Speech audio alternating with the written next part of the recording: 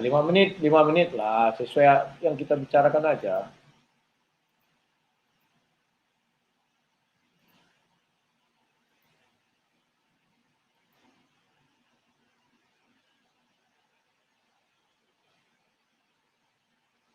Sabar ya kawan-kawan ya, kita akan pindah channel dulu. Di Facebook juga nanti kita pindah channel, karena tujuan kita adalah dakwah Kristen, atau apa namanya, penginjilan.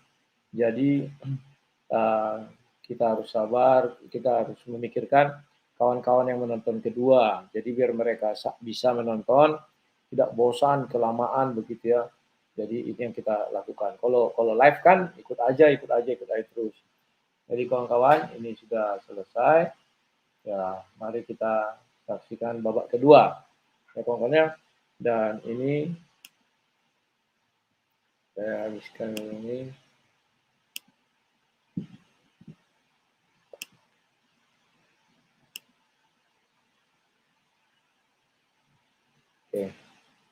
Oke, sudah bisa. Dan selanjutnya, Bang.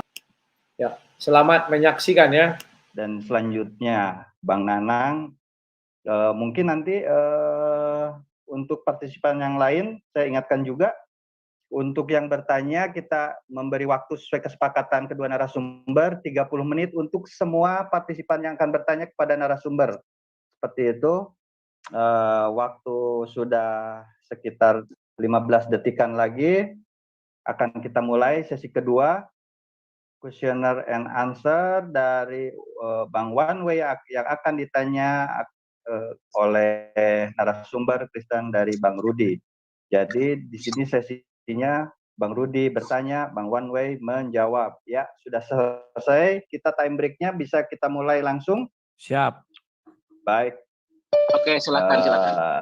Ya, saya mulai waktunya. Setelah waktu dimulai, silakan Bang Rudi bertanya kepada narasumber Bang One Way dari Muslim. Silakan.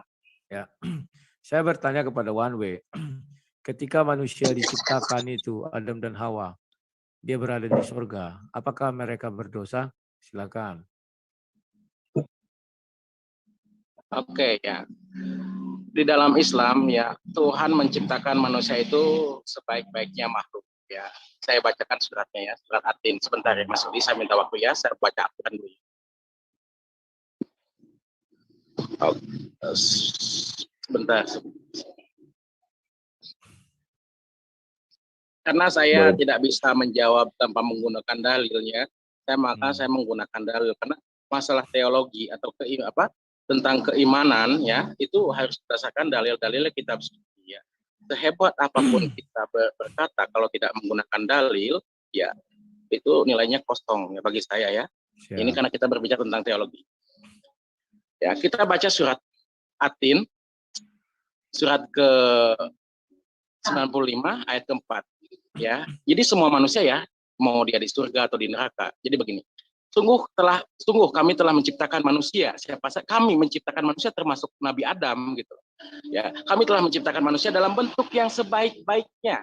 Jadi manusia itu diciptakan dalam bentuk yang sebaik-baiknya, fitrahnya pun suci, karena fitrah suci dilihat dari Allah penciptaannya. Allah menciptakan dalam bentuk yang sebaik-baiknya. Ya, lalu kita baca surah ayat 5. Kemudian kami kembalikan dia ke tempat yang serendah-rendahnya. Ketika manusia itu yang diciptakan Allah itu suci, dia berbuat dan tidak beriman kepada Allah, maka Allah tempatkan dia ke tempat yang serendah-rendahnya. Lalu kita baca lagi surat At-Tin ayat ke-6, kecuali orang-orang yang beriman dan mengerjakan kebajikan, maka mereka akan mendapatkan pahala yang tidak putus-putusnya. Ya, kecuali orang-orang yang beriman dan berbuat kebaikan, Allah tempatkan dia ke tempat yang setinggi-tingginya dan mendapatkan pahala yang tidak putus-putusnya. Itulah keadilan Tuhan. Jadi manusia ditempatkan dalam alam maut seperti yang bilang oleh Mas Rudi karena kelakuan dia. Tetapi Tuhan telah menciptakan manusia itu dalam bentuk sebaik-baiknya dan fitrahnya sangat suci. Begitu loh, Mas. Oke, terima kasih. Ya, demikian, apa Anda kurang puas atau ada yang bertanyakan lain? Silakan. Mohon diperhatikan pertanyaan saya tanya Adam. Ya, oke. Apakah Adam memiliki nyawa? Silakan. Oke, kita baca surat ayat ke-72. Ya, sekali lagi, kalau saya menjawab, insya Allah saya menggunakan dalil. Ini konteksnya dalam penciptaan Adam. Lalu kami tiupkan ruhku dalam konteks kepemilikan ruh Allah, ciptaan atau konteks kepemilikan ruhku. Ya, jadi di sini dia jelas Adam memiliki nyawa karena Allah tiupkan ruhku kepadanya, surat ayat ke-72. Ruh itulah unsur hayu dan koyum. Hayu itu apa? Hidup, dan koyum itu berdiri sendiri. Siap. Ya, jadi jelas dari sana ya. Nabi Adam diberikan nyawa ketika awal penciptaannya. Ya, kita baca lagi dalilnya surat Sod ayat ke-72. Saya ulangi di sini supaya Mas Rudi mengerti ya. Dan setelah kami sempurnakan kejadiannya, kami tiupkan ruhku dalam kurung ciptaan, itu konteks pemilikan. Kenapa Adam alaihissalam bisa hidup? Karena ditiupkan Allah. Ruh itulah hayu dan koyum. Kan ada ruh lah. Kita semua makhluk itu bisa hidup, gitu Mas Rudi. Silakan ke pertanyaan selanjutnya. Terima kasih. Jadi yang pertama saya bertanya, apakah di surga ada dosa? Tadi kan sudah saya tanya ruh, apakah yang bernyawa. Sekarang, apakah di surga itu manusia bisa mati? Silakan. Apakah manusia di surga bisa mati? Saya jelas tidak. Tidak. Ya, karena surga itu kekal. Ya, tidak bisa mati gitu Mas. Oke. Ya. Artinya di surga tidak ada kematian ya. Nah, sekarang ketika Adam dan Hawa di surga, apakah dia bisa mati? Kan sudah saya bilang surga itulah tempat kekal ya. Jadi ya, ketika Adam dan ada Adam di surga ya tidak mati. Ya Mas, karena surga itu tempat, mohon maaf ya saya di pinggir jalannya, sekali lagi mohon maaf karena saya di pinggir jalan. Jadi di surga itu bukan tempat untuk mati. Ya. Surga itu tempat kembali yang paling baik. Ya. Jadi begini loh Mas Rudi, saya tahu maksud tujuan Anda. Sebetulnya ya, kita memang berbeda pandangan, ya. Ya. Manusia memang diciptakan oleh Allah untuk menjadi khalifah di bumi, ya, bukan untuk menanggung dosa Adam, ya. Saya bacakan dalilnya dalam surat Al-Baqarah ya. Ya, benar ya, memang kita berbeda di sini ya. Allah menciptakan manusia memang untuk menjadi khalifah gitu. Nah, saya bacakan surat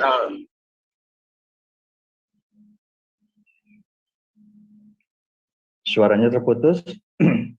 Halo?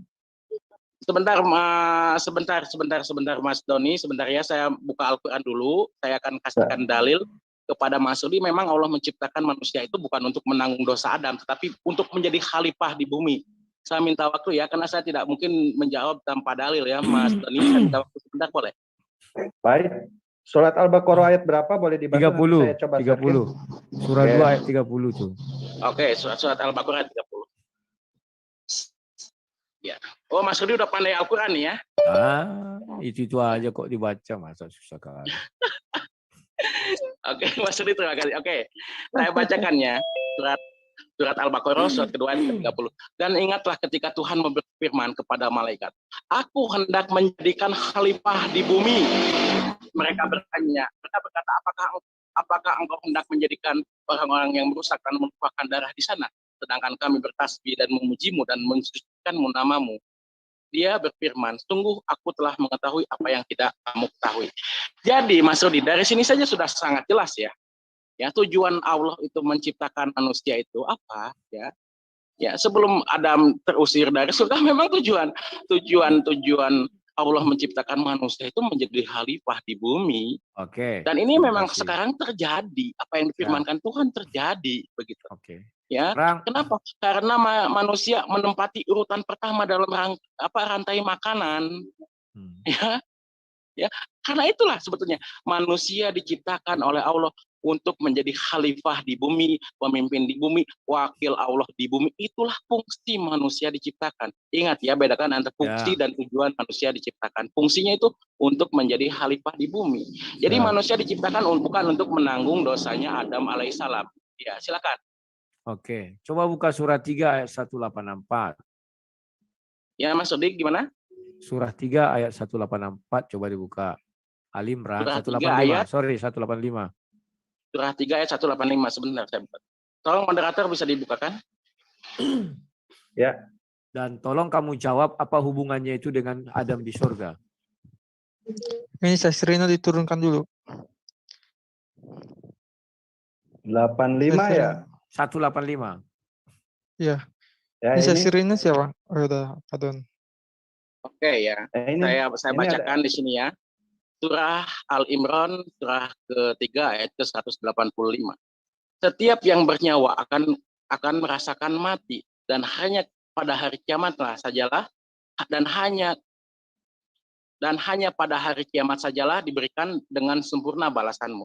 Barang siapa dijauhkan dari neraka dan dimasukkan ke dalam surga, sungguh dia memperoleh kemenangan. Kehidupan dunia hanyalah kesenangan yang memperdaya. Ya betul ya, setiap yang bernyawa pasti akan merasakan mati. Ya, tadi kamu kan Saya bilang mengatakan, hebatnya Al-Quran. Lalu masalahnya Mas Rudi di sini apa tentang ayat? ya, aku kan bertanya, tolong kau hubungkan dengan Adam di surga. Apakah dia bisa mati di surga? Kau bilang tadi kan kekal. Ternyata ayat ini mengatakan semua yang bernyawa pasti akan mati. Artinya kemungkinan Adam dan Hawa itu di surga bisa mati. Artinya kontradiktif dengan apa yang kau bilang tadi, bahwa dikekal mereka di surga, tidak mati. Nah, sekarang pertanyaanku, apa yang menyebabkan mereka harus mati? Silakan. Oke ya kan. Kan saya bilang ya kan, dari awal lagi saya bilang kan, kalau dalam Islam Allah itu sudah memaafkan dosa Nabi Adam, karena Tuhan saya itu Tuhan yang Maha Pengampun. Ya, Tuhan saya itu Tuhan yang di sini kita jangan menyamakan. Kalau kita beda ya, karena Tuhan saya itu Tuhan yang Maha Pengampun. Allah adalah Ghafurur Rahim. Jadi situlah letak keadilan Tuhan bagi saya ya. Kita baca surat, sebelum saya menjawab konteks pertanyaan Mas Rudi ya, saya akan flashback dulu ya. Kita baca surat Al-Baqarah ya, ayat ke-37 ya kan. Kemudian ya, Adam menerima beberapa kalimat dari Tuhannya. Dia pun menerima taubatnya. Ingat, dia pun menerima taubatnya. Berarti kesalahan Nabi Adam itu kesalahan Nabi Adam itu diampuni oleh Allah gitu. Sungguh Allah maha penerima taubat, maha penyayang. Karena Tuhan saya itu Mas Rudi, Tuhan saya itu Tuhan yang maha pengampun dan maha penyayang. Tuhan saya itu Ghafurur Rahim. Gitu. Ya. Tuhan saya tidak membebankan dosa Adam alaihissalam kepada saya. Apanya yang mau dibebankan? Wong kesalahan Nabi Adam saja sudah diampuni oleh Tuhan. Sekali lagi di sini Tuhan saya adalah Ghafurur Rahim, maha pengampun dan maha penyayang.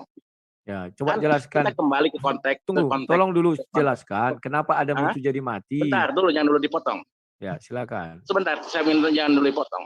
Jadi kan dalam surat Al-Baqarah itu jelas ya, kenapa manusia ditempatkan di dunia bukan karena dosanya Adam alaihissalam, bukan. Ya, memang tujuan dari awal. Saya nggak bertanya kenapa ditempatkan di dunia. Tolong simak baik-baik kata saya. Kamu bilang tadi di surga orang tidak mengalami kematian. Oke. Setelah itu saya bukakan surah 3 ayat 185.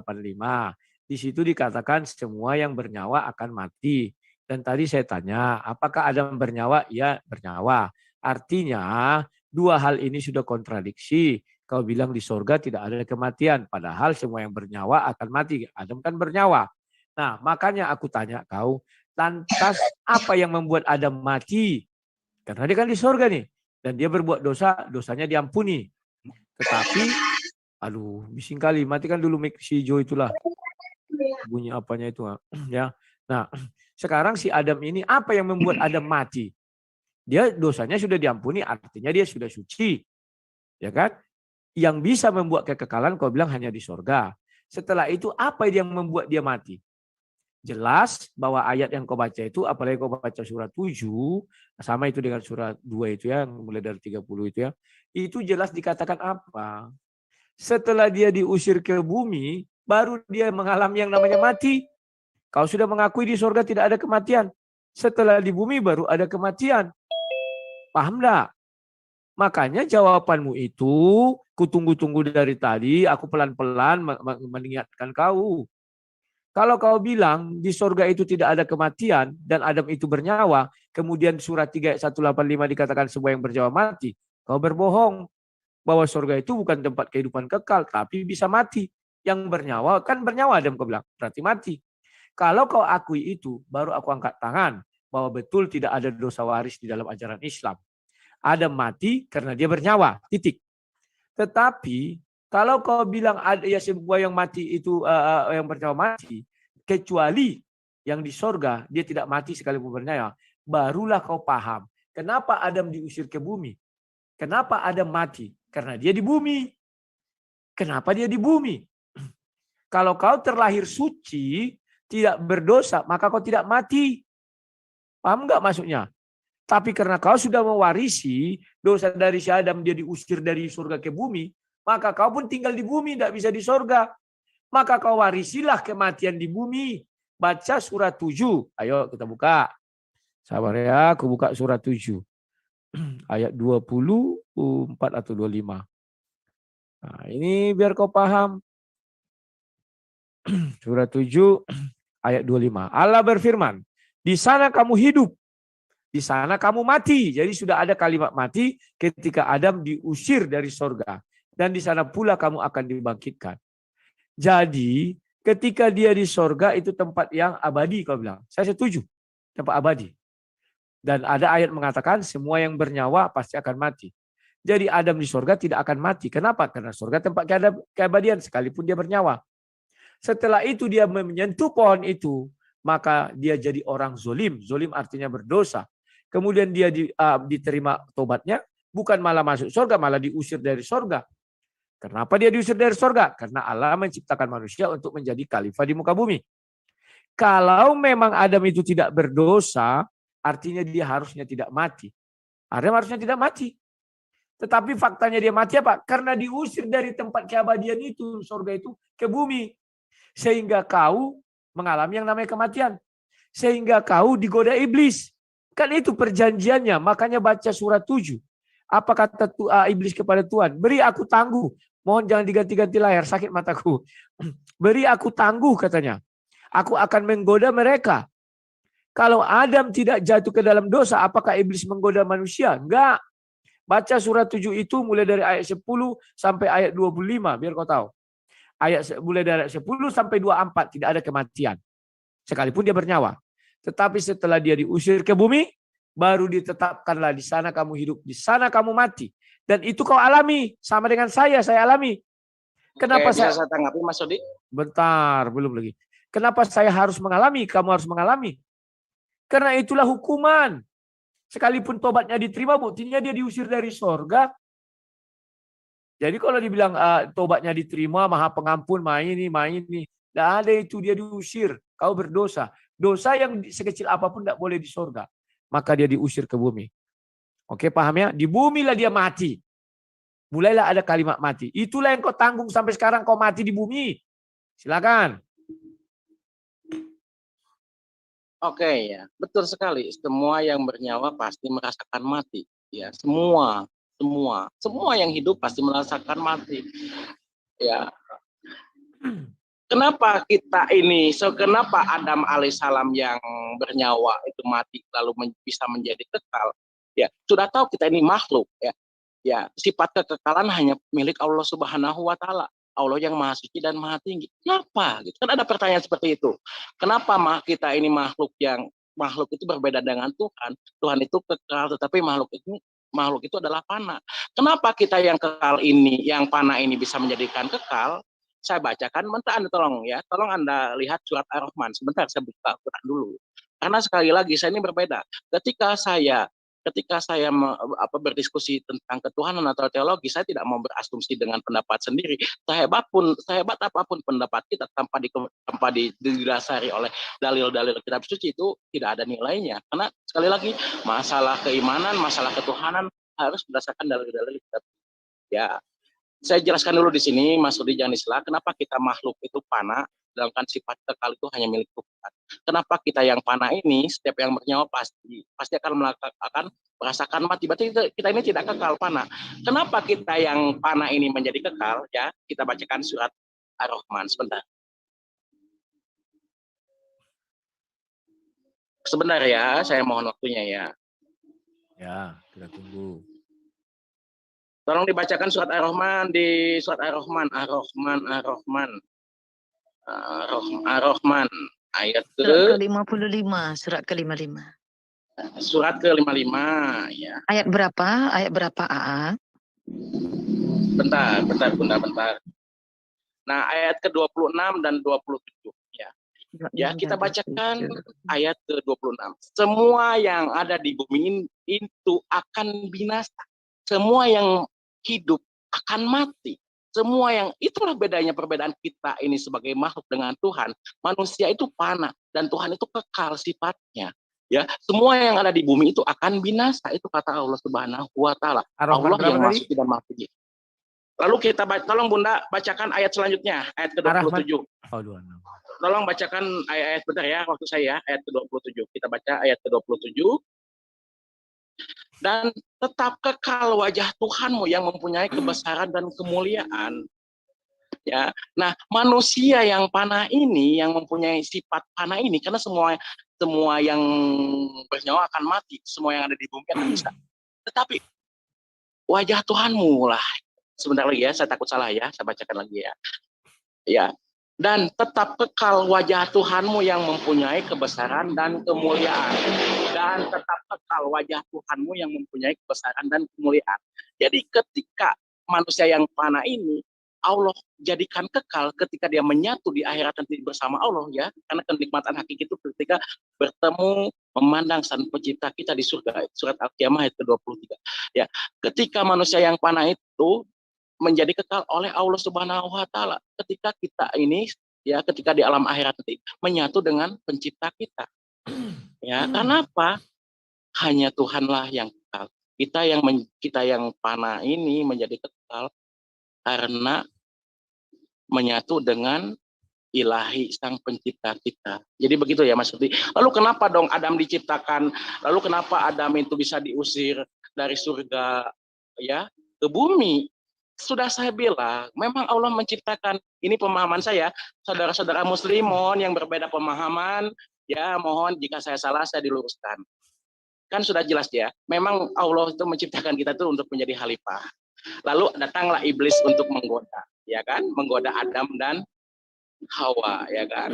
Ketika Adam itu tergoda bujuk rayu iblis, ketika Adam tergoda bujuk rayu iblis, berarti di mata Tuhan Adam sudah matang karena manusia diberi kebebasan kehendak atau free will. Ya Tuhan saya Maha Pengampun Mas. Ya Allah mengampuni loh dosa Adam.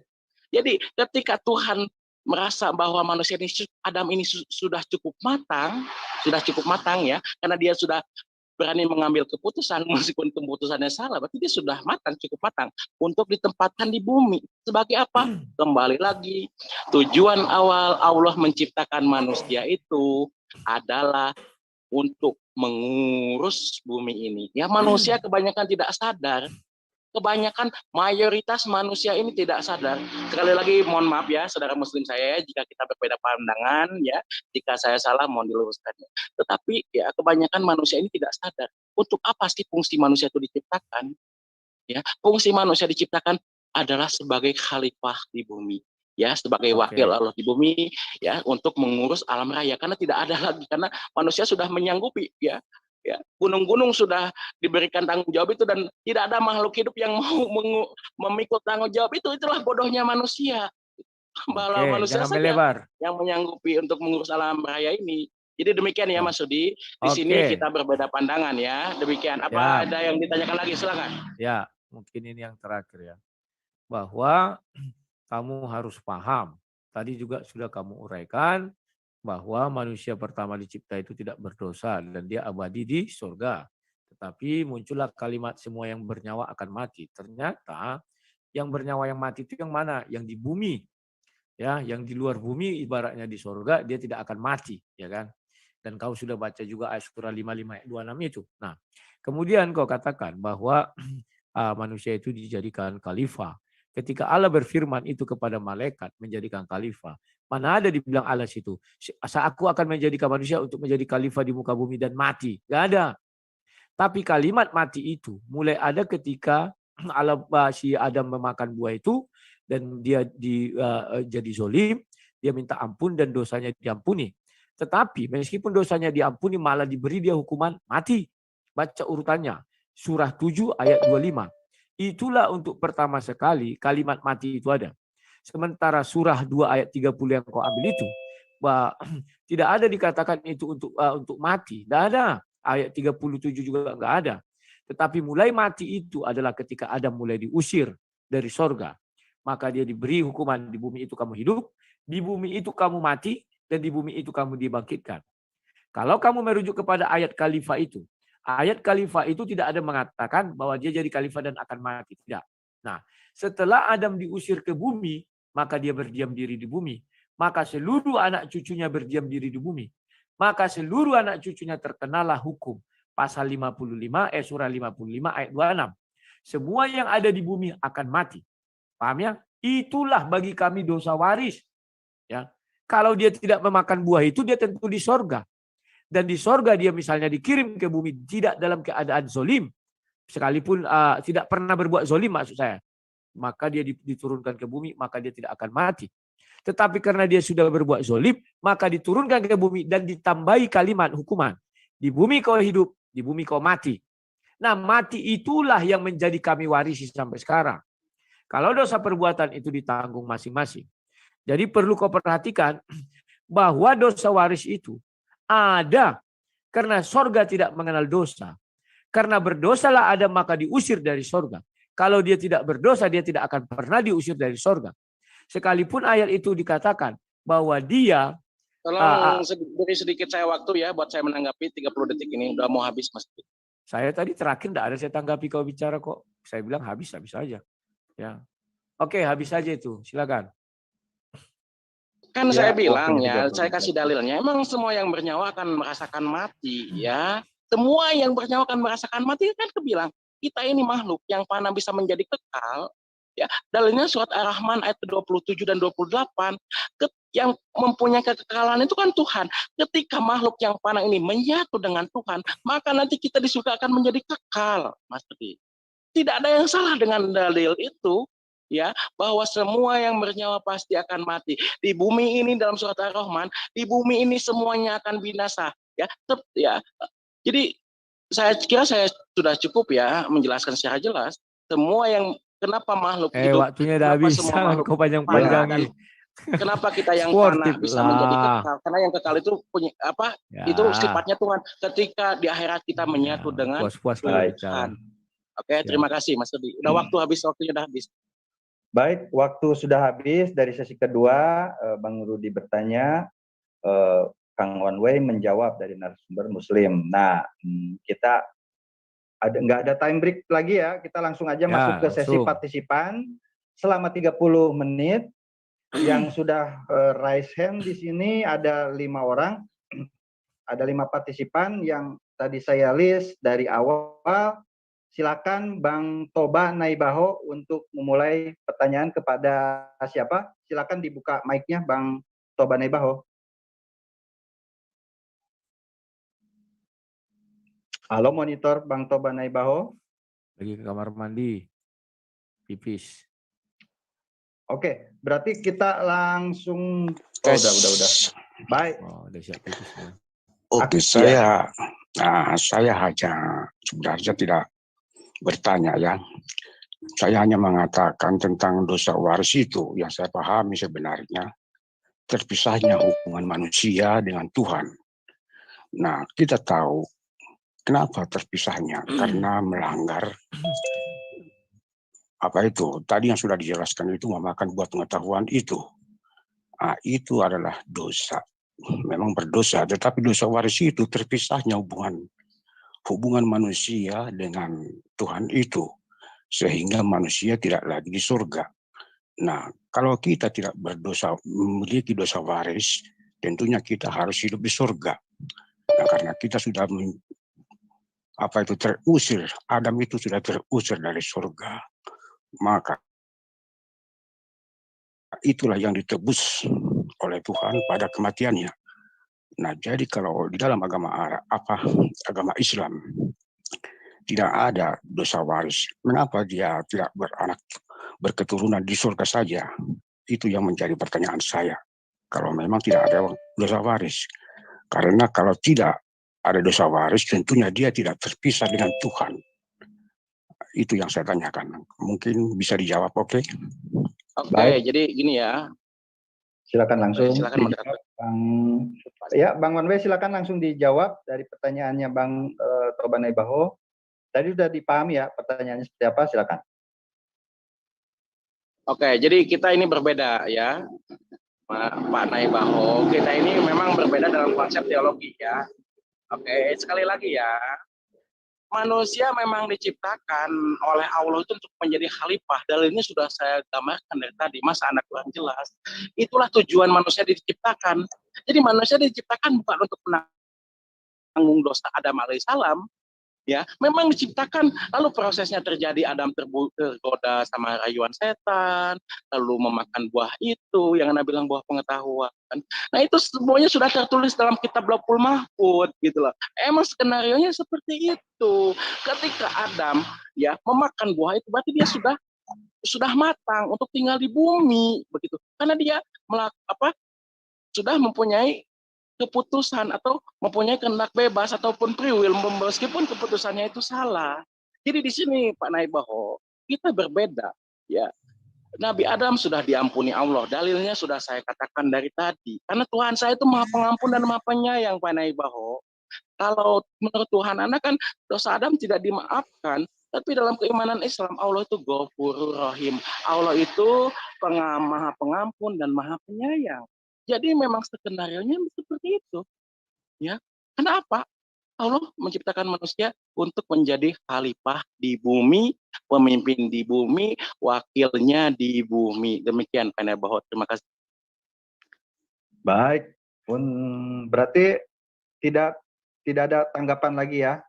Saya harapkan dari Pak Tobanaibaho. Kita beranjak ke partisipan selanjutnya. Silahkan Bang Lolan. Pak Lolan, silakan dibuka mic-nya. Persiapkan pertanyaan yang ditujukan kepada narasumber siapa, silakan.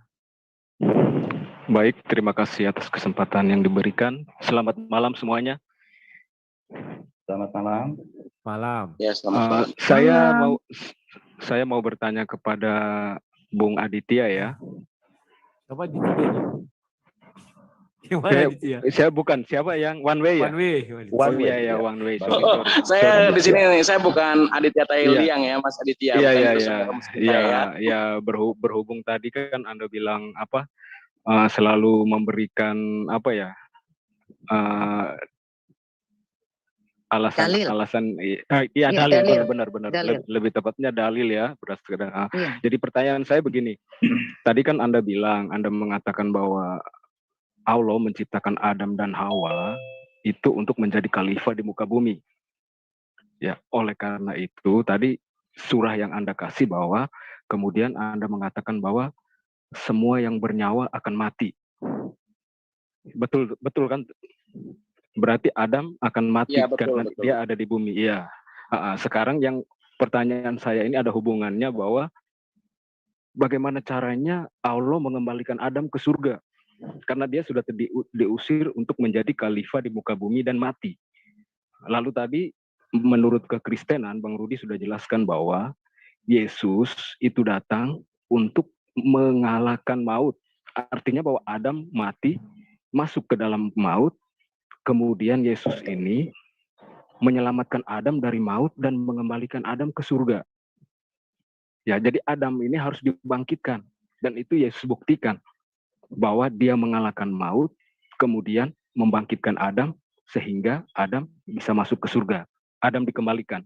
Nah, sekarang pertanyaan saya, di dalam keislaman, atau tolong Anda memberikan saya dari Al-Quran, bagaimana caranya Allah Subhanahu wa Ta'ala itu mengembalikan manusia ke surga. Karena kalau kita bicara manusia mau masuk ke surga, itu harus dibangkitkan. Tanpa kebangkitan tidak ada manusia yang bisa ke surga atau ke neraka. Ya, jadi di kekristenan jelas bahwa Yesus itu dia mengalahkan maut, kemudian membangkitkan manusia. Setelah manusia bangkit, baru orang berdosa dihukum dan orang baik akan masuk ke surga. Saya kembali ke pertanyaan. Tolong Anda jelaskan dan berikan dalilnya dari Al-Quran bahwa Allah Subhanahu wa Ta'ala itu menjanjikan kebangkitan kepada Adam. Bahwa dia akan membangkitkan Adam dan mengembalikan Adam ke surga dan dia mengalahkan maut atau kematian yang kekal di surga, di dunia itu atau di bumi itu, ya. Jadi itu pertanyaan saya, tolong Anda jelaskan. Baik, silakan langsung dijawab Bang Wanwe. Oke, ya terima kasih atas pertanyaannya ya. Oke. Saya akan membacakan Al-Qur'an kepada Anda ya. Surat kembali lagi, makanya Anda nanti ketika saya berdialog dengan Bang Budi tolong disimak. Kita bacakan surat Al-Baqarah ayat ke-37 ya. Surah kedua ayat ke-37. Ya. Kemudian fatalaqo Adamu min rabbih kalimatin fataba alaihi innahu huwat tawwabur rahim. Shadaqallahul adzim. Kemudian Adam menerima beberapa kalimat dari Tuhannya. Lalu dia, Tuhan dan Allah, lalu dia pun menerima taubatnya. Sungguh Allah Maha Penerima taubat dan Maha Penyayang. Yang paling mahal di dunia ini apa sebetulnya? Magfirah dari Tuhan, pengampunan Allah. Barang siapa manusia yang sudah diampuni oleh Allah, jannah balasannya. Jadi sudah jelas Allah sudah menempatkan Nabi Adam di dalam surga karena yang paling mahal itu adalah pengampunan dari Tuhannya. Manusia itu tempatnya salah dan dosa, ya kan? Tetapi jika manusia itu bertobat dengan sungguh-sungguh, itu seperti apa yang dilakukan oleh Nabi Adam, maka dia mendapatkan magfirah atau pengampunan dari Allah, gitu loh. Nah, makanya, saya mohon maaf agak melenceng sedikit ya. Di bulan Ramadan ini, jangan kita mencari pahala, tetapi pintu magfirah atau pengampunan Allah dibuka lebar-lebar. Makanya saudara-saudara saya muslim, manfaatkanlah di bulan yang penuh pengampunan ini supaya kita memohon ampunan kepada Allah, karena pengampunan ketika Allah sudah mengampuni semua dosa-dosa kita, berarti Allah sudah meridhoi kita. Jadi itu dalilnya ya. Allah tempatkan Adam alaihissalam di surga karena Allah sudah menerima taubat Nabi Adam. Ya, dalilnya sudah saya kasihkan surat Al-Baqarah ayat ke-34. Karena sekali lagi, dengar dulu, jangan dipotong. Tuhan saya itu Tuhan yang Maha Pengampun dan Maha Penyayang. Ya, demikian. Oh, jadi setelah tobatnya diterima nggak diusir dari surga gitu maksudnya? Ya kan istilahnya tadi kan kamu bilang Maha Pengampun katanya. Bagaimana caranya dia dikembalikan lagi ke surga? Tadi dia udah minta tobat. Ini siapa nih yang bertanya nih? Satu orang atau orang yang berbeda ini? Halo, masih saya. Makanya kan saya bilang, kamu kan kamu mau nggak saya panggil Mr. Dalil? Baik. Ya, gimana? Bang Lolan silakan menyanggah. Kan tidak ada pertanyaan tadi lagi. Tapi nanti kalau mau menyanggah, nanti langsung ke narasumber yang ditanya. One way begitu. Ya. Oke. Jadi mau bertanya lagi apa mau menanggapi? Enggak, saya menanggapi sedikit karena tadi kan beliau menyinggung bahwa Allah Subhanahu wa taala itu Maha Pengampun. Jadi tobatnya Adam itu diterima dan Adam ditempatkan di surga. Tetapi kisah di Al-Qur'an mengatakan bahwa meskipun tobat Adam diterima, Adam diusir karena tujuan Allah adalah Adam itu diciptakan untuk membuat khalifah di muka bumi. Ya, tadi pertanyaan saya kan bagaimana caranya Adam bisa dikembalikan ke surga? Kan saya singgung masalah kebangkitannya juga. Apakah Adam dibangkitkan oleh Allah apa tidak? Ya, sementara tadi dikatakan bahwa dosanya Adam itu di Al-Qur'an ya, bahwa dosanya Adam itu sudah diampuni tetapi tetap diusir dari surga. Ya, jadi bertolak belakang. Tadi beliau mengatakan bahwa Allah itu Maha Pengampun dan Adam itu diampuni dosanya ditempatkan di surga. Ya, jadi jangan. Jadi dia ini saudara saya ini lain dong. Ya. Saya tanggapi saja ya, Pak Moderator. Tanggapan terakhir dari ketika sudah terusir dari surga, ya, baru Nabi Adam ini melakukan taubat atas kesalahannya dan memohon ampun dan tidak mengulangi kesalahan-kesalahannya. Dan setelah menerima kalimat dari Tuhannya, keadaannya ketika sudah terusir di dunia, begitu ya, saudaraku ya. Jadi jelas ya di sini. Allah sudah mengampuni Nabi Adam ya, ketika seorang manusia sudah mendapatkan maghfirah atau pengampunan Allah, balasannya adalah karena sudah tidak ada dosa lagi. Ya, jadi sudah sangat jelas Tuhan saya Tuhan yang Maha Pengampun dan Maha Penyayang. Jika manusia itu bertobat dengan sungguh-sungguh, seberapa besar pun kesalahan dia, niscaya Allah mengampuni. Jadi Tuhan saya bukan seperti Tuhan Anda yang tidak mengampuni Adam. Ya, Tuhan saya Tuhan yang Maha Pengampun. Demikian jawaban dari saya. Terima kasih. Baik. Boleh. Ya. Silakan kepada partisipan penanya selanjutnya. Bentar. Bang Ustadz Nanang, silakan. Bukan Ustadz, pardon. Ya, Kang Nanang. Baik, terima kasih. Terima kasih. Sebelumnya Saudara Lai Rudi bisa dengar suara saya? Bisa, bagus sekali. Silakan. Baik, terima kasih. Sehat ya Bang Rudi ya? Sehat, puji Tuhan. Ya, alhamdulillah. Baik, sebagai pengantar Bang Rudi ya, bahwa tadi kan Lai Rudi menjelaskan bahwa ketika Nabi Adam berbuat dosa di Taman Eden atau surga, maka ia tidak kekal, kan begitu? Sehingga Tuhan menurunkan Nabi Adam dan Hawa ke bumi. Itulah dosa waris. Ya. Nah, padahal dalam kitab Kejadian 1 poin 24 sampai 31 ya. Justru Tuhan itu menciptakan manusia adalah untuk ditempatkan di bumi supaya beranak cucu memenuhi bumi.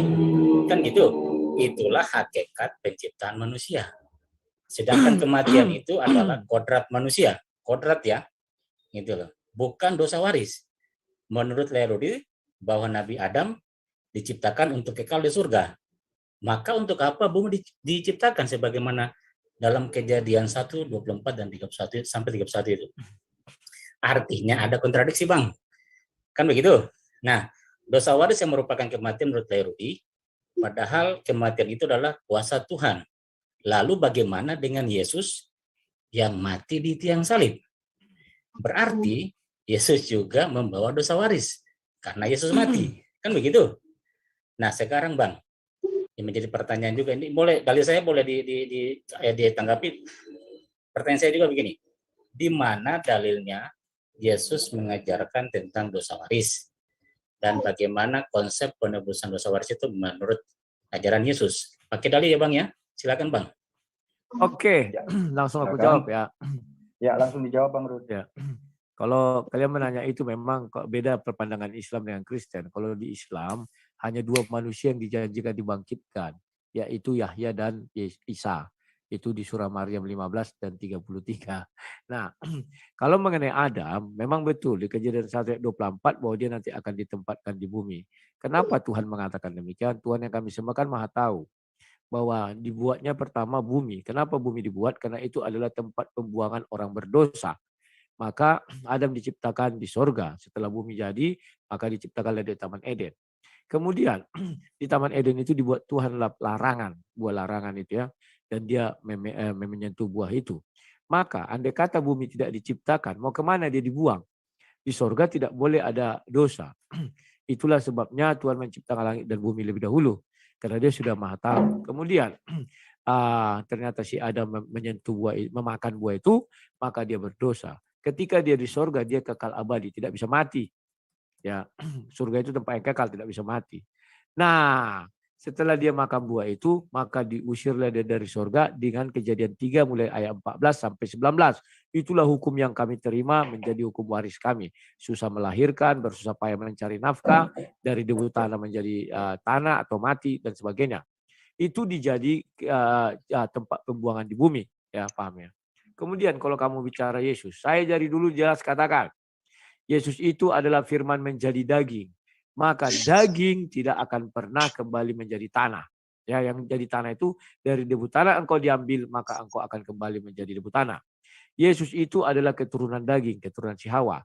Di situ dikatakan di Kejadian 3 ayat 15. Kejadian 2 ayat 22. Inilah tulang dari tulangku, daging dari dagingku. Jadi si Hawa itu bukan dari tanah lagi. Maka ketika Yesus itu disalib, dia tidak mati tapi menyerahkan nyawanya. Namun Ingat, ada dua sudut pandang. Ini harus diperlebar lagi jadinya mengenai kematian Yesus. Yesus itu bising kali si Jo. Matikan dulu. Yesus itu di kayu salib, manusia di luarnya melihat Yesus menyerahkan nyawanya atau dari sudut manusia mati. Tetapi setelah kubur dibuka, Yesus dimasukkan ditutup, maka Yesus sudah memberi tanda. Itulah tanda Yunus bahwa dia dikubur tidak mati, tetapi bangkit, hidup, dan dia itulah turun ke dalam kerajaan maut untuk meremukkan kepala iblis. Sebab tidak bisa yang mati meremukkan kepala iblis. Kalau dia sudah mati, artinya dia sudah kalah dengan alam maut. Ya, maka Kejadian 3 ayat 15, keturunan perempuan ini akan meremukkan kepalamu, katanya. Ya, paham? Jadi Yesus tidak pernah mati. Itulah sebabnya dia naik ke surga, karena dia keturunan daging, bukan karena dia dari tanah. Ya, itulah bedanya. Oke, silakan lanjutkan. Iya Bang, saya menyangka sedikit Bang ya. Bang, kalau dalam keimanan Kristen kan bahwa dikatakan Yesus itu kan mati Bang. Malah Yusuf dikatakan memberikan kain kepada mayat Yesus. Oke. Artinya katakan mayat itu berarti sudah jadi mati kan begitu loh.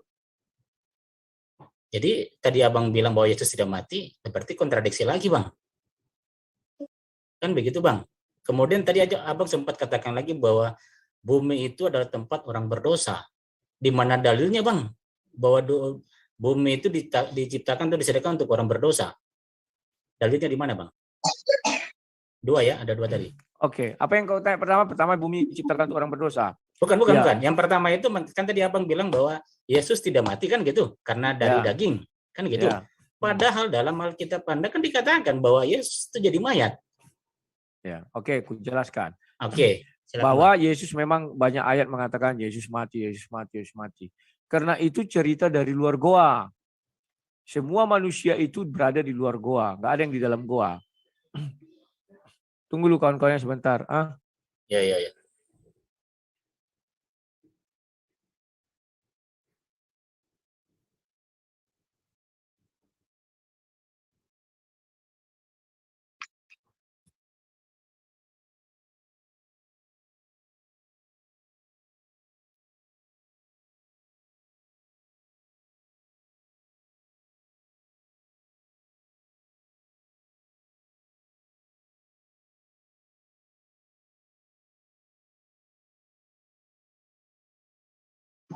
Ini mana lah Rudi? Kok sepi? Itu siapa dulu itu ada Pak Boy itu baru masuk. Pak Boy, Pak Pauji. Assalamualaikum Pak Boy, Pak Pauji. Sorry. Waalaikumsalam. Assalamualaikum Pak Boy. Ya, waalaikumsalam. Lanjut kita ya. Silakan dilanjut, Rudi, dari pertanyaan tadi dari Bang Nanang. Oke. Saya sudah jelaskan berkali-kali ya, bahwa ada dua sisi ketika kematian Yesus. Dari sisi luar gua, semua manusia melihat Yesus mati. Saya tidak menyangkal itu. Memang mati. Karena dari sisi kemanusiaan. Manusia melihat mati. Tapi bagi Tuhan tidak ada yang mati. Kan di hadapan Tuhan semuanya hidup. Nah, setelah Yesus diturunkan, maka di kalimat Yohanes 10 ayat 17-18, aku menyerahkan nyawaku untuk menerimanya kembali. Tidak seorang pun mengambilnya daripadaku. Kalau mati artinya iblis yang memakan. Karena penjelasannya kan di Kejadian 3 ayat 14. Maka Yesus menyerahkan nyawanya, tidak seorang pun mengambil. Tapi dari sudut manusia yang melihat Yesus mati. Setelah itu diturunkan dan dikuburkan. Ya, maka dikuburkan itu Yesus kan mengatakan, lihatlah tanda-tanda Yunus. Di perut bumi anak manusia 3 hari sama seperti Yunus. Yunus di perut ikan nggak mati. Demikian juga Yesus tidak mati.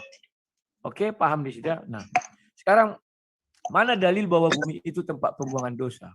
Kejadian 1 ayat 1 sampai Kejadian 1 ayat 3. Kejadian 1 sampai Kejadian 3. Itu dalilnya. Pertama Tuhan menciptakan langit dan bumi. Tuhan tidak menciptakan manusia pertama sekali, tetapi langit dan bumi. Karena itulah tempat nanti tinggal manusia. Karena dibuat Kejadian 1 ayat 24. Bagaimana manusia itu tinggal di sana? Maka urutannya terjadilah Kejadian 2 ayat 17. Apabila kau menyentuh pohon itu kau akan mati. Maka terjadilah dia menyentuh pohon, Kejadian 3. Maka dikutuklah tanah, dikutuklah bumi itu. Artinya jadi tempat pembuangan dosa dia. Karena bumi itu sudah dikutuk, Tapi kalau bumi itu tidak dikutuk, dia tempat bukan pembuangan dosa, tetapi tempat orang, sama seperti surga. Maka dikutuk itu, maka orang yang manusia berdosa ini buanglah ke sana. Itu yang bisa saya jelaskan. Lain. Iya, Oke. Terakhir saya kunci terakhir aja bahwa saya belum bisa menerima pendapat Bang Rudi, tapi tidak apa-apa. Kita boleh berbeda. Cuman pesan saya coba nanti di Kejadian 1:24 sampai 31 itu coba dicermati lagi.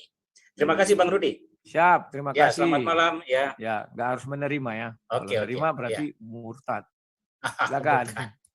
Yang lain masih banyak yang itu resen. Partisipan selanjutnya Bang Andi Palu. Silakan dibuka mic-nya Bang Andi. Ya. Baik, terima kasih. Ya, assalamualaikum warahmatullahi wabarakatuh untuk kaum muslimin. Waalaikumsalam warahmatullahi wabarakatuh. Buat Buya kita nih, ada Buya Azur ya. Assalamualaikum Buya. Kemudian ya selamat malam juga buat saudara-saudara kita ya Kristen semuanya. Oke, saya bertanya dengan Bang Rudi Yohanes nih. Selamat malam Bang Rudi. Ya, terima kasih atas kesempatan ya yang diberikan untuk bertanya ya. Ya sesuai topik kita ya tentang dosa waris. Nah, sesuai perspektif Kristen bahwa asal muasal dosa waris dalam Kristenan di mana Adam dan Hawa telah memakan buah pengetahuan sehingga Adam dan Hawa ya tidak lagi kekal ya, alias mengalami kematian. Walaupun pada saat memakan buah itu Adam dan Hawa tidak langsung mati, tapi menunggu sampai sekitar umurnya 1000 tahun lah. Dan dengan memakan buah ini, seperti tadi sudah dijelaskan sendiri oleh Bapak Toba ya, Naibaho ya, bahwa terjadi memang ketidakharmonisan antara hubungan Tuhan dengan manusia. Dan setelah memakan buah ini, terjadi juga masalah, yaitu kutukan ya, seperti sudah tadi dijelaskan Bang Rudi juga, bahwa tanah dikutuk, Hawa dikutuk sehingga mengalami masalah pada saat hamil hingga melahirkan. Tentunya sudah tertulis ya di Kejadian, saya tidak jelaskan lagi, Bang Rudi pasti tahu lah Kejadian 14, 15 dan seterusnya. Nah, yang menjadi ini kan pertanyaan ya, sesuai pemahaman saya dan saya yakin rata-rata kita setuju ya. Rata-rata ya, walaupun tidak saya katakan semuanya. Nah, bahwa kutukan itu tentunya akan berakhir jika kutukan telah dibayar atau ditebus, termasuk hubungan yang tidak harmonis antara Tuhan dengan manusia itu akan jadi harmonis lagi. Dan tentunya kutukan-kutukan itu juga akan berakhir. Nah, pertanyaannya adalah, apakah setelah dikutuk ya, makanan Adam dan Hawa yang dikatakan di dalam Kejadian berapa ya, Kejadian 3:18 ya, itu tumbuh-tumbuhan. Ternyata kan kita lihat ya, makanan manusia bukan hanya tumbuh-tumbuhan, termasuk daging. Nah, ini mohon dicerahkan buat kami di sini tentang kutukan ini. Kemudian setelah zaman Yesus ya, Yesus datang ke dunia untuk menebus dosa waris ya. Apakah sudah berakhir kutukan-kutukan itu ya? Itu hubungan Tuhan dengan manusia sudah harmonis. Kalau kita lihat kan kenapa adanya kesengsaraan di muka bumi itu karena dikutuk tanah, dikutuk sehingga kita mengalami kesusahan mencari nafkah dan seterusnya ya. Nah, kemudian manusia tidak lagi mengalami kematian ya setelah pertanyaannya langsung Pak. Iya, banyak pertanyaannya yang itu apakah? Yang antri banyak. Iya, saya sudah tanyakan pertanyaan apakah setelah dikutuk ya, apakah makanan manusia itu hanya tumbuh-tumbuhan gitu loh. Oke, ku jawab. Kemudian setelah penebusan dosa ya oleh Yesus, apakah hubungan Tuhan dengan manusia sudah akur? Manusia tidak lagi mengalami kematian, manusia sudah akur dengan ular atau iblis ya yang dikutuk itu juga. Apakah penderitaan itu juga sudah berakhir setelah ditebus kutukan tersebut? Bagaimana menurut Bang Rudi Yohanes? Terima kasih. Ya, terima kasih. Setelah manusia jatuh ke dalam dosa, sebelum manusia jatuh ke dalam dosa, makanannya tumbuh-tumbuhan dan biji-bijian itu ya, Kejadian 2. Tapi setelah manusia jatuh ke dalam dosa, maka yang berlaku adalah Kejadian 1 ayat 27 sampai 28 ya, bahwa dia berkuasa atas hewan-hewan, ternak, segala macam yang ada di bumi, karena sudah di bumi. Maka hukum itu berlakulah kepada dia karena sudah di bumi. Ya. Jadi ketika di surga dia nggak berlaku hukum itu. Hukum itu makan hewan kan di bumi. Maka setelah dia ke bumi diusir, barulah dia berlaku makan hewan-hewan. Sudah terjawab ya. Kemudian mengenai hubungan dengan Tuhan tadi, ya saya kan tidak harus sepaham dengan Pak Nebaho. Tanyakan kepada Pak Nebaho, jangan kepada saya. Kalau dibilang hubungan Tuhan memang sudah terpisah, ya terpisah. Karena manusia tidak di dalam sorga lagi. Ya. Kemudian setelah Yesus datang, apakah hubungan itu sudah baik kembali? Apakah hubungan itu sudah begini begono? Apakah iblis juga hubungannya sudah baik? Kalau iblis tidak akan baik. Karena dia memang dikutuk seumur hidupnya akan memakan seribu tanah. Sekarang manusia bagaimana? Ketika penebusan dosa itu sudah datang, maka apakah hubungan Tuhan dengan manusia sudah mulai baik? Di satu sisi ya, yakni di Matius 28 ayat 50. Orang-orang soleh sudah dibebaskan dan dia sudah menuju sorga. Tetapi bagi orang-orang yang masih di bumi, ya, ketika kita masih di bumi ini, kita masih ada dosa. Inilah yang dikatakan hubungannya mungkin kurang baik. Tetapi saya tetap mengatakan Kejadian 3 ayat 8. Di mana Tuhan mencari si Adam dan berkata, hai Adam, di manakah engkau? Jadi hubungannya adalah Tuhan mencari orang berdosa untuk diselamatkan. Itulah hubungan yang terjadi saat ini, dewasa ini ya, sampai sekarang. Ya, kalau hubungannya sudah baik, itu nanti di sorga. Tetapi penebusan dosa itu adalah jalan manusia untuk menuju sorga itu kan tidak ada. Dengan penebusan dosa itulah maka sehingga manusia bisa punya jalan menuju sorga. Ya. Dan jalan yang menuju sorga inilah membuat hubungan itu baik. Mohon jangan dibolak-balik ya. Nanti dikatakan kalau sudah baik tentu kalian udah ke surga semua, bukan begitu. Nah, itu yang bisa saya jelaskan. Silakan. Ada tanggapan Bang Andi atau cukup? Ya. 1 menit. Ini saja saya tidak membahas tentang masalah ke surganya gitu loh. Maksudnya gini, saya sesuai pemahaman saya dan saya yakin semua juga paham ya. Bila kutukan itu sudah ditebus, maka kutukan yang ada di dalam Kejadian 3 itu juga sudah terhapus. Nah, untuk apa penebusan kalau kutukan itu nggak terhapus? Coba mohon pencerahannya. Oke, tentang masalah pembayaran kutukan gitu. Siap. Nah, mau ditanggapi lagi Bang Rudi? Ya, harus tanggapi dong. Baik. Ya. Penebusan, saya ambil contoh kita ke Penggadaian. Kapan penebusan itu dilakukan? Apakah ketika kita memasukkan barang ke Penggadaian? Kan tidak. Ketika kita mengambil barang ini, barulah ditebus. Paham ya?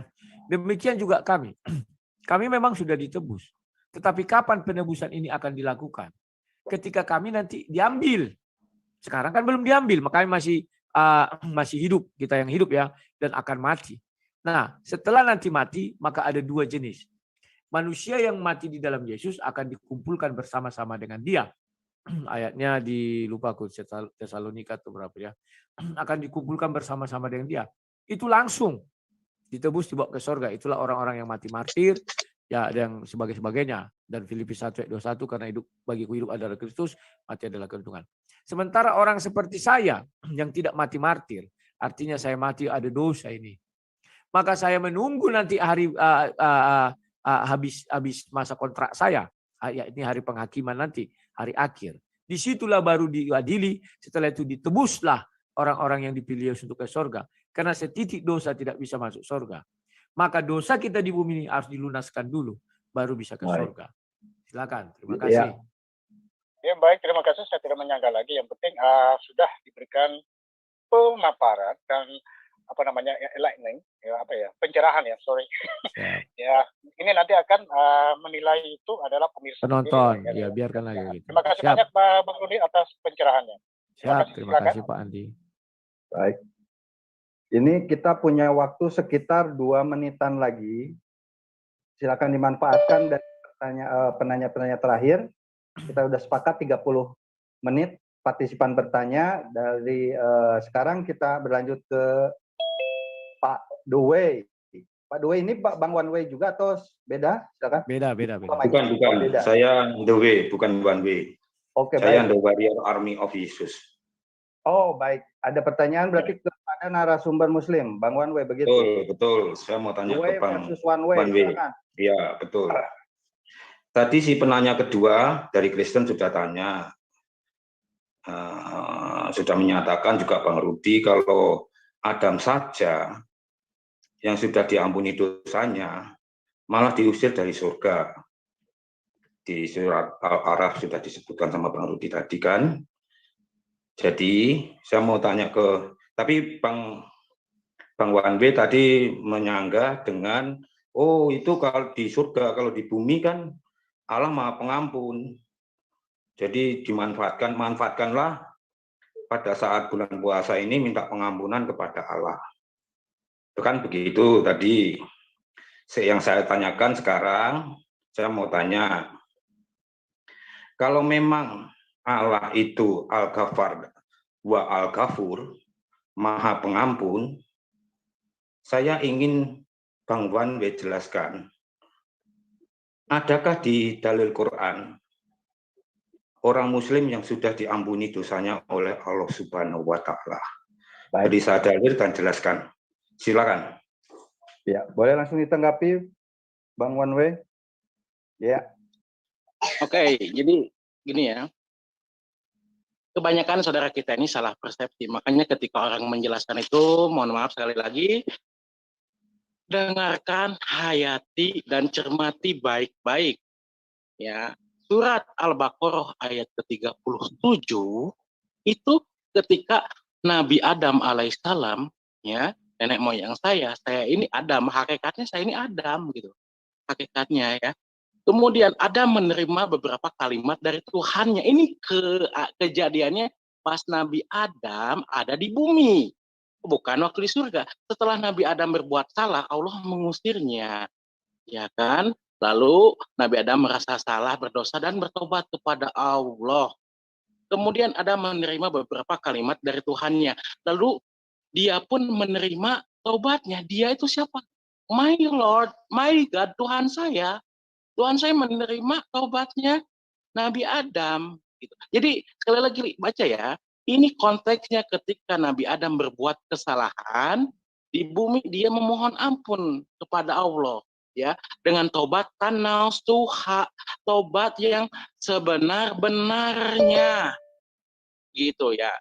Jadi ketika Allah mengampuni Nabi Adam, ya balasannya jannah lah. Ya, jadi di sini kita berbeda paham. Assalamualaikum warahmatullahi wabarakatuh. Waalaikumsalam. Ya, berbeda paham. Kenapa? Menurut Anda Adam tidak diampuni? Ya, dalam keimanan Anda saya menghargai. Tapi Tuhan saya itu Tuhan yang Maha Pengampun. Allah itu Ghafurur Rahim. Allah itu Maha Pengampun dan Maha Penyayang. Ketika ada manusia yang mau bersungguh-sungguh menerima mau bersungguh-sungguh memohon ampun dengan menangis kepada Allah dan tidak mengulangi perbuatannya, maka balasannya adalah maghfirah Allah. Ketika manusia sudah mendapatkan maghfirah Allah, balasannya jannah.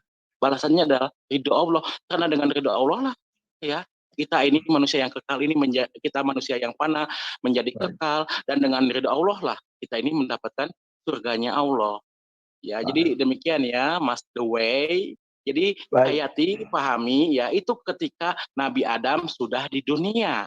Konteksnya ketika Nabi Adam sudah di dunia, Nabi Adam hilaf, lalu dia bertobat, mengakui kesalahannya dan berdoa dengan sungguh-sungguh dengan taubatan nasuha. Ya, dan Allah sudah menerima taubatnya. Dan itulah ya penjelasan dari saya. Terima kasih. Ya, mohon maaf saya memotong ini kepada narasumber Bang Wanwe dan penanya Bang The Way. Ini kita sepakati di awal 30 menit sesi partisipan bertanya sudah selesai. Dan sementara ada dua partisipan. Sebentar ya. Ini kita harus sepakati dulu. Masa saya nggak bisa tambah waktu aja. Tambah waktu. Sebentar. Iya. Ini harus ada kesepakatan dulu antara kedua narasumber. Soalnya yang menentukan 30 menit itu Pak Ustadz Doni, mohon maaf saya mau beres-beres pekerjaan juga, saya mohon izin pamit sebentar, setengah jam, karena udah habis juga sesinya ya. Jangan lari. Bukan lari, kamu ini framing sekali lagi, saya itu ada kegiatan. Kalau saya kasih ayat di Alkitab bahwa nanti bisa dibantu sama saya nanti mau izin setengah jaman ya, lalu saya insya Allah kembali lagi ya, saya ada kegiatan karena saya akan yang nggak bisa ditanggapi, jangan lari dong. Ada waktunya menanggapi, silakan. Prosedur kok, waktu sudah selesai, waktu untuk menjawab partisipan sudah habis. Kita selesaikan dulu apa yang kita sepakati. Nah ini bagaimana dengan Lairudi? Lairudi gimana, Sebentar, Bang. Gimana Lairudi?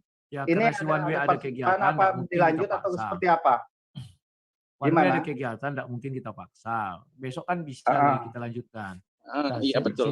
Ya kepada semuanya ya, bundaku tersayang, Ustadz Doni, ya orang-orang semua, Bang Rudi Yohanes terutama. Terima kasih atas waktunya. Mohon maaf jika ada kata-kata saya menyakiti Bang Rudi ya.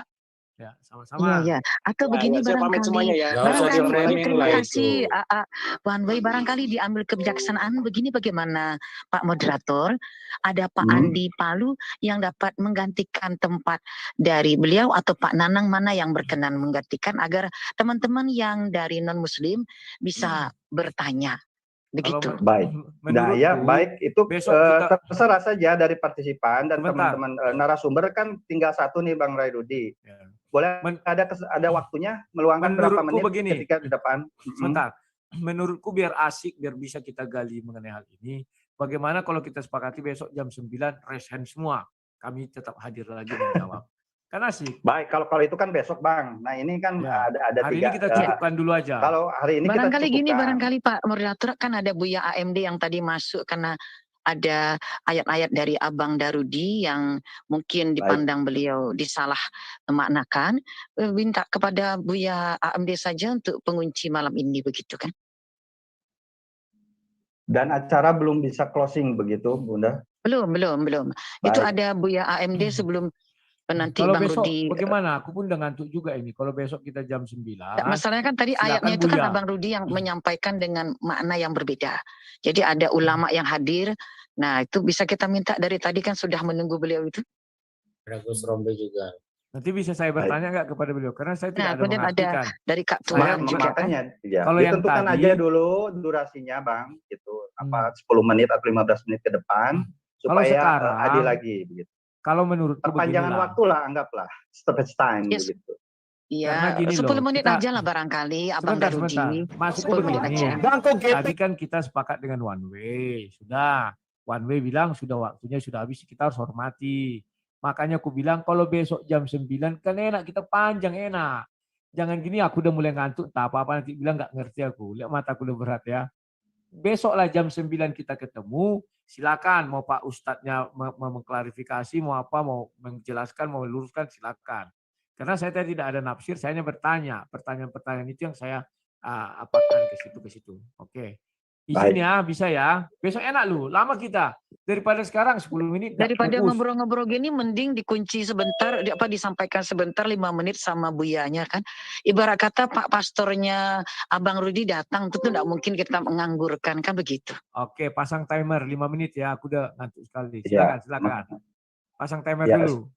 Sebentar, saya kasih aja 5 menit, kita setujui. Nah. Q&A ya. Berarti tadi ada tanggapan dari Bang Dewey, apa ingin langsung ditanggapi dengan Buya atau Ustadz? Buya aja. Dari Muslim? Buya aja lah. Silakan, kita mendengar. Silakan.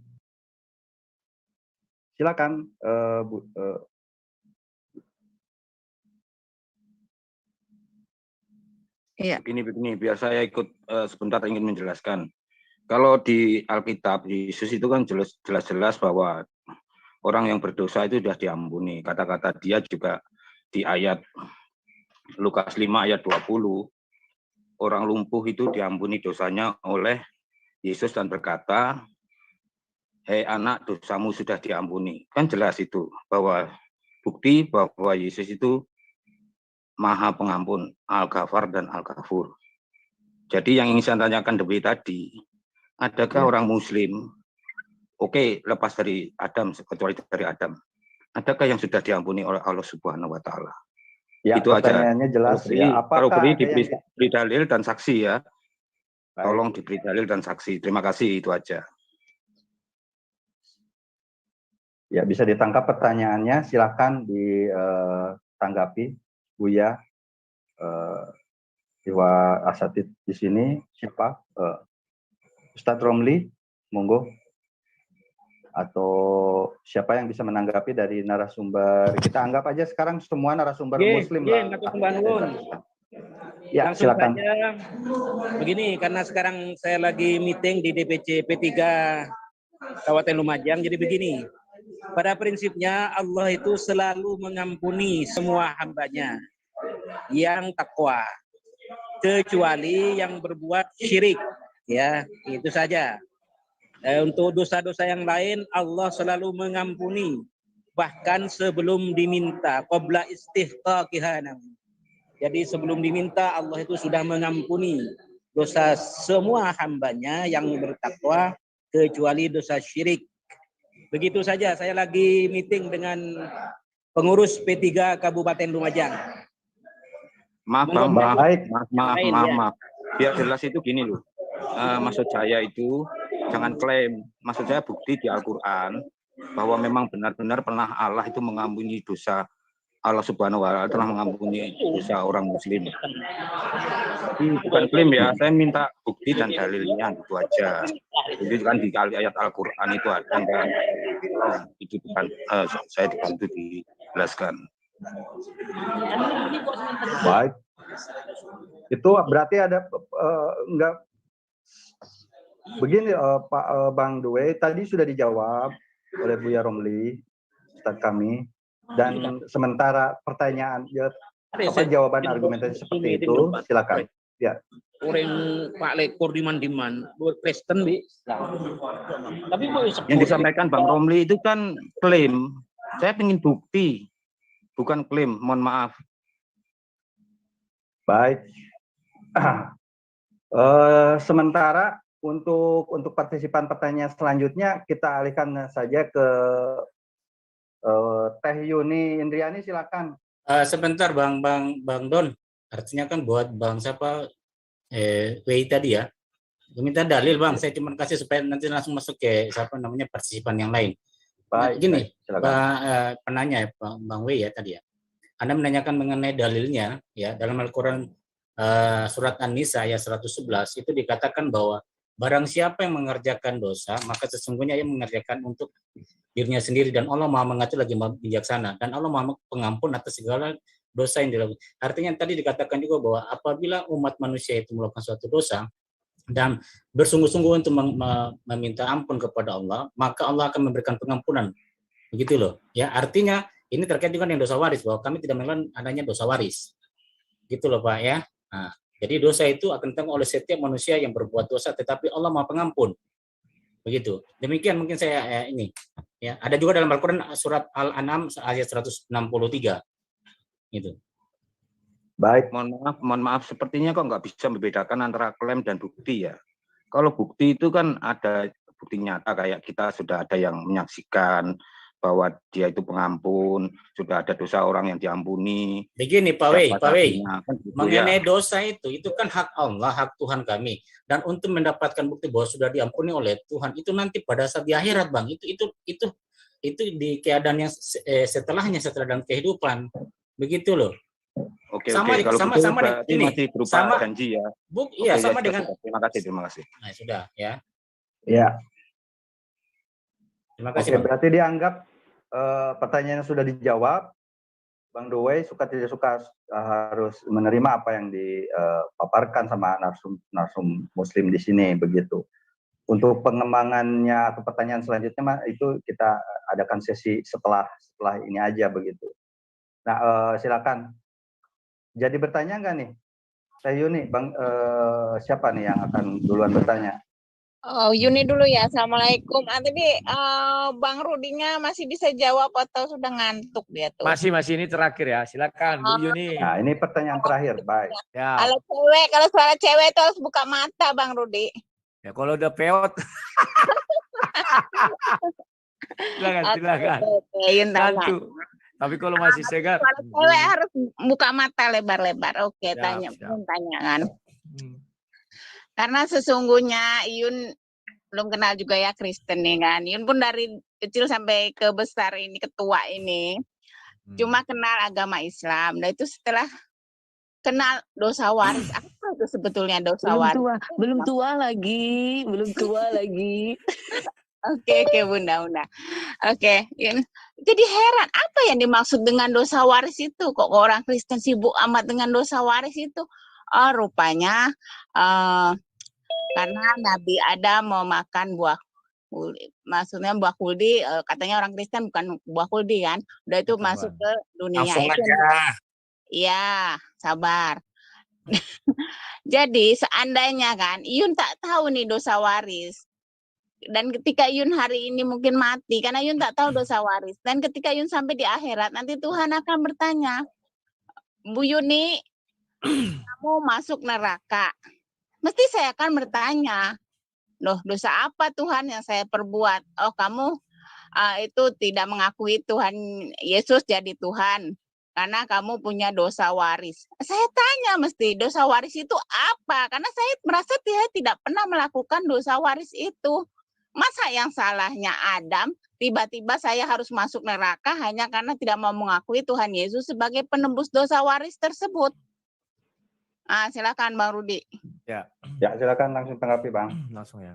Saya sudah jelaskan dosa waris itu apa. Andai kata Adam, dia tidak menyentuh pohon itu, maka dia tetap di sorga. Tidak satu manusia pun berdosa. Tapi karena sudah dia makan itu dan dia digoda iblis, maka terjadilah beberapa kutukan. Ya. Dan dia diusir dari sorga ke bumi. Sesampainya di bumi, anak cucu Adam jadi berdosa. Iblis menggoda dia dan dia masuk ke dalam dosa. Jadi dosa itu, itulah dosa waris yang kami bawa ya. Bahwa ada beberapa item itu, pertama iblis makanannya adalah sidibu tanah, baru wanita mengandung melahirkan susah, baru susah kehidupannya, mencari nafkah, baru dari debu tanah engkau diambil dan kembali kepada tanah. Ya. Itulah dosa waris. Nah, oke, yang Yun tanyakan, Yun tidak merasa pernah berdosa atas dosa yang Adam lakukan. Kenapa Yun harus menanggung hingga Yun yang masuk neraka? Ya, kita yang merasa bahwa kita tidak pernah melakukan dosa atas dosa yang dilakukan si Adam. Kan kita merasa. Jadi di ajaran Kristen. Tidak, saya nggak pernah merasa, Bang Rudi. Saya nggak pernah merasa. Kenapa Adam yang makan buah, tiba-tiba saya yang tidak tahu apa-apa harus menanggung dosa tersebut? Ya, tenang dulu, tenang, slow, jangan kerasukan ya. Iya. Diam dulu, diam. Kalau kayak gitu nanti di tempat saya saja bertanya, Ibu bebaslah kayak gitu, au. Ya, masuk tempat saya. Sudah lanjut yang lain. Nggak masuk, Bang Rudi ngomongnya sebentar aja. Ibu yang bilang sudah selesai, itu selesai. Ayo yang lain, Ibu ini sudah selesai. Baik. Di tempat saya saja. Ya, selanjutnya Bang Mr. Abdul, silakan. Oh iya, ini berarti saya ke Buya ya. Oke, untuk tidak berlama-lama, ini sebenarnya tolong suaranya di mute dulu. Maksud saya gini, ini sebenarnya Rim ngangkat topik yang bagus nih untuk kita semua belajar gitu ya.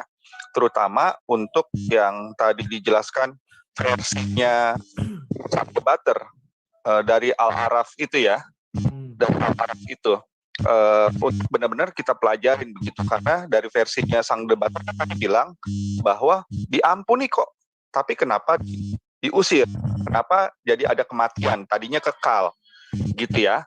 Nah pertanyaannya adalah begini, di surat Maryam 71 dikatakan bahwa semua makhluk akan melalui neraka. Nah, pertanyaannya apakah Adam melalui neraka juga? Gitu. Apakah Adam juga lewat neraka juga untuk dia bisa sampai ke surga? Itu yang pertama. Lalu apa jaminannya? Tadi si Wanwe bilang bahwa kekekalan itu ada di surga dan di neraka. Apa jaminannya bahwa orang yang lewat neraka bisa keluar neraka? Jangan-jangan nanti sama seperti Adam, tobatnya diterima, tapi hukumannya tetap ada. Jangan sampai kita udah nanti berpikir ke neraka bentar doang kok gitu. Ternyata nggak bisa keluar gitu. Baik. Ya, itu. Terima kasih. Ya, berarti ada dua pertanyaan. Bisa dipahami ya pertanyaan dari Mr. Paulus. Ya. Silakan Muslim yang menjawab, bukan saya. Silakan dari teman-teman Muslim yang akan menjawab pertanyaan dari Mr. Paulus.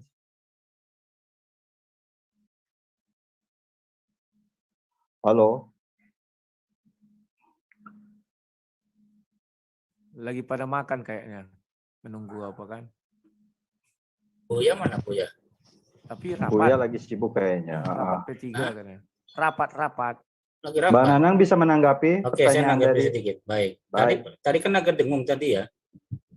Apa yang di Ya kurang bagus itu koneksi kurang bagus mic-nya, kan Mr. koneksinya Paulus. ya. Iya. Ya, sementara di mute dulu nggak apa-apa ya. Baik. Apa tadi Silakan. pertanyaannya, Bang? Biar Pertanyaannya, kenapa setiap Muslim itu dalam ayat Al-Quran diterangkan akan mendatangi neraka? Apa jaminannya setiap Muslim itu bisa keluar dari neraka? Jangan-jangan jaminan pengampunan itu diberikan, tetapi hukuman tetap dijalankan seperti itu. Iya. Jadi konteksnya walaupun sudah meminta, artinya kalau saya tangkap dari prakata pertamanya kan tadi bahwa Adam tadi sudah diampuni tapi ke neraka juga kan begitu. Benar ya Bang Abdul ya? Betul ya. Anda dapat dalil dari mana itu Bang? Saya bahwa Adam masuk neraka itu. Bukan, di surat Maryam kan dikatakan bahwa semua akan melalui neraka. Jadi apakah Adam juga melalui neraka? Oh, masih kemungkinan kan begitu kan? Baik, jadi begini. Tadi kan dikatakan juga bahwa ada kata kuncinya bahwa Allah kami itu Allah yang maha pengasih lagi maha pengampun. Itu banyak surat yang menerangkan soal itu ya. Yang tadi surat An-Nisa ya 110, surat Al-Quran surat Al-Buruj 14 ya.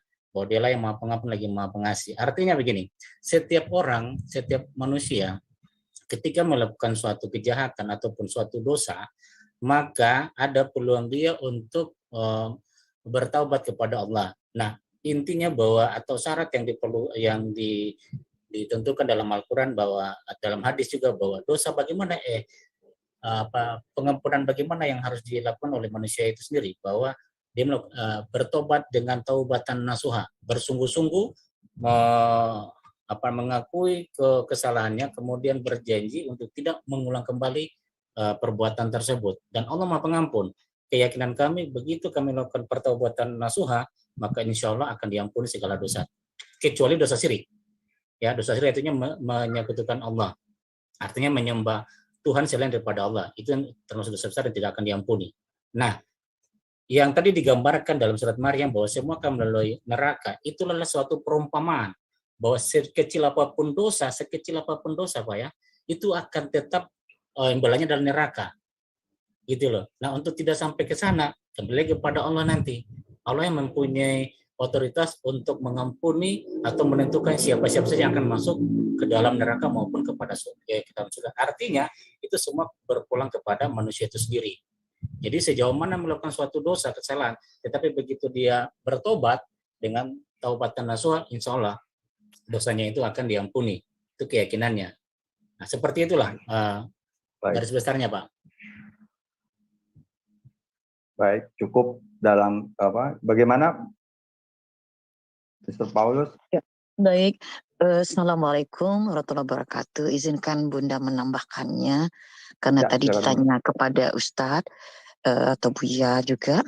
Mungkin beliau berdua itu sibuk karena bersahur atau zikir ya, sehingga jauh dari perangkat. Bagaimana Pak Moderator boleh Bunda Sumakut menjawab dari teman-teman kita tadi. Pertama, terima kasih kepada teman-teman dari non-muslim, yaitu tadi yang menanyakan yaitu Mr. Abdul, kemudian dilanjutkan tadi oleh siapa tadi ya? Ya siapa ya pokoknya. Pertanyaannya tentang surah Maryam. Baik. Jawabannya juga ada di surat Maryam itu.